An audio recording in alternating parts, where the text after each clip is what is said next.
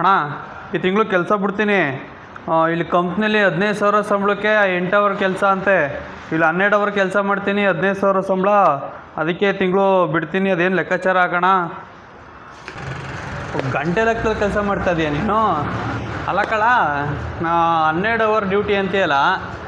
ಬೆಳಗ್ಗೆ 10 ಗಂಟೆಗೆ ಬರ್ತೀಯ, ಮಧ್ಯಾಹ್ನ ಊಟ ಟೈಮಲ್ಲಿ ಒಂಚೂರು ಕೆಲಸ ಇರುತ್ತೆ. ಅದು ಬಿಟ್ಟರೆ ಇನ್ನು ಸಾಯಂಕಾಲ ಸಣ್ಣ ಪುಟ್ಟ ಕೆಲಸ ಮಾಡ್ಕೋತೀಯ. ಇನ್ನು 7 ಗಂಟೆ ಟೈಮಲ್ಲಿ ಸ್ವಲ್ಪ ಕೆಲಸ ಇರುತ್ತೆ. ಇನ್ನು 10 ಗಂಟೆಗೆ ಹೋಯ್ತೀಯ. ಬೆಳಗ್ಗೆ ಬರೋದೇನು 10 ಗಂಟೆ ಕರೆಕ್ಟಾಗಿ ಬರ್ತೀಯ, ಅರ್ಧ ಗಂಟೆ ಹೆಚ್ಚು ಕಡಿಮೆ ಬರ್ತೀಯ. ಇನ್ನು ಕಂಪ್ನಿಲಿ ಯಾವುದೋ ಒಂದು ಶಿಫ್ಟ್ ಅಂತ ಅಂದ್ಕೊಳ್ಳಪ್ಪ, 2 ಗಂಟೆಗೆ ಹೋದರೆ ಕರೆಕ್ಟಾಗಿ ಹೋಗಿ ಪಂಚ್ ಮಾಡಬೇಕು. ಇಲ್ಲ ಅಂದರೆ ಒಂದು 5 ನಿಮಿಷ ಹೆಚ್ಚು ಕಡಿಮೆ ಆದರೆ ಸಂಬಳ ಕಟ್ ಮಾಡಿ ಬಿಸಾಕ್ತಾರೆ. ಅದರಲ್ಲಿ 4 ಗಂಟೆಲಿ ಒಂದು 10 ನಿಮಿಷ ಬ್ರೇಕು, 7 ಗಂಟೆಲಿ ಒಂದು ಅರ್ಧ ಗಂಟೆ ಊಟದ ಬ್ರೇಕು, ಇಲ್ಲ 9 ಗಂಟೆಲಿ ಒಂದು 10 ನಿಮಿಷದ ಬ್ರೇಕು, ಅಮ್ಮಮ್ಮ ಅಂದರೆ 1 ಅವರ್ ಬ್ರೇಕ್ ಸಿಗುತ್ತೆ.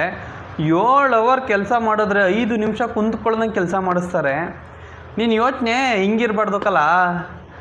ಯೋಚನೆ ಮಾಡಿದ್ರೆ ಯಾವತ್ತಿದ್ರು ನೀನು ಯಾವ ಕೆಲಸ ಮಾಡ್ತಾಯಿದೆಯೋ ಆ ಬಿಸ್ನೆಸ್ಸಲ್ಲಿ ನೀನು ಓನರ್ ಆಗಬೇಕು. ಆ ಥರ ಯೋಚನೆ ಮಾಡು. ಅದನ್ನು ಬಿಟ್ಬಿಟ್ಟು ನಾನು ದುಡಿತಾರ ಸಂಬಳದಲ್ಲಿ ಇನ್ನೂ ಕಡಿಮೆ ಸಮಯದಲ್ಲಿ ಎಲ್ಲಿ ಕೆಲಸ ಮಾಡ್ಬೋದು ಅಂತ ಯೋಚನೆ ಮಾಡ್ತೀರಲ್ಲ.